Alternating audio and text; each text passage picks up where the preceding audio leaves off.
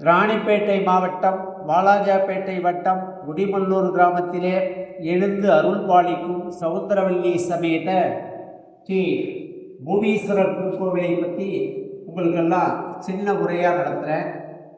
இத்திருக்கோவில் முப்புறம் திரிபுர சஞ்சாரம் என்று சொல்லக்கூடிய நிகழ்வுகள் சிவபெருமானால் போர் செய்யப்பட்டு 3 அரக்கர்களை அழித்து அந்த முதல் அரக்கர்களை அழிக்கும் போது நெற்றி வேர்வை விழுந்த இடம் தான் பூமீஸ்வரர் திருக்கோவில்னு சொல்கிறான். அந்த நெற்றி வேர்வையாகப்பட்டது இந்த கிராமமாகப்பட்டது அத்திரி மகரிஷி அனுசியாதேவி வாழ்ந்த ஊர். அத்திரி மகரிஷிக்கு பூமியை நோக்கி அந்த வேர்வை துணி வர்றதை பார்த்துட்டு ஓடி வந்து பூமாதேவியை எழுப்பி பூமாதேவி தன்னுடைய திருக்கரங்களால் அந்த வேர்வையை பிடித்து பூமியில் வச்சுட்டான். அது குழந்தை லிங்கம். அந்த லிங்கமாகப்பட்டது மணலில் கரையுது அபிஷேகம் பண்ணான். ஆகையினால பல்லவர் ஆலோசனை பண்ணி பல்லவர் வந்து ஆவடையாரை மேலே வைக்கிறார். கீழே இருக்கிறது பூமீஸ்வரன், மேலே ஆவடையார்.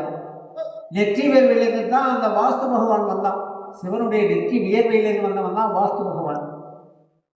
அதனால நெற்றி வேர்வை துளியே இங்கே விழுந்ததுனால வாஸ்து கோவில்னு இதை சொல்றாங்க.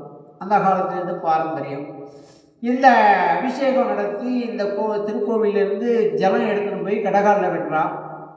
வாஸ்து குற்றங்கள் பரிகார ஸ்தலம்னு இதை சொல்கிறா. அவளே சொல்வா. இந்த கோவில் சரித்திரமும் அதான். இப்படியாக வழிபாடு திருக்கோவிலில் நடக்குது. வாஸ்து குற்றம் இல்லைன்னா இங்கே வரலாம். வாஸ்து பரிகார ஸ்தலம்னு சொல்கிறா. அழகுவல்லி அம்பாள்னு பேர். சவுந்தரம்னா அழகு, சவுந்தரவல்லி அம்பாள் பேர், அழகுவல்லின்னு பேர். கிரகங்கள் அழகா அமைகிறதுக்கு அம்பாள் உறுதுணையாக இருக்கா. இது ரெண்டுமே இங்கே உள்ள பாரம்பரியம். பக்கத்தில் இந்த கோவிலுக்கு அருகாமையில் அத்திரி மகரிஷி பூஜித்த திருவந்தீஸ்வர சுவாமி, திரிபுர சுந்தரி அம்பாள் இங்கே பக்கத்தில் ஒரு கோவில் இருக்குது. அதையும் தரிசிக்கலாம். குடிமல்லூர் வந்து மக்கள்லாம் இன்பமாக வாழணும், தங்களுடைய கிரகத்தில் உள்ள தோஷங்கள் நிவர்த்தியாகி சுவாமியுடைய அருள் கிடைக்க பிரார்த்தனை.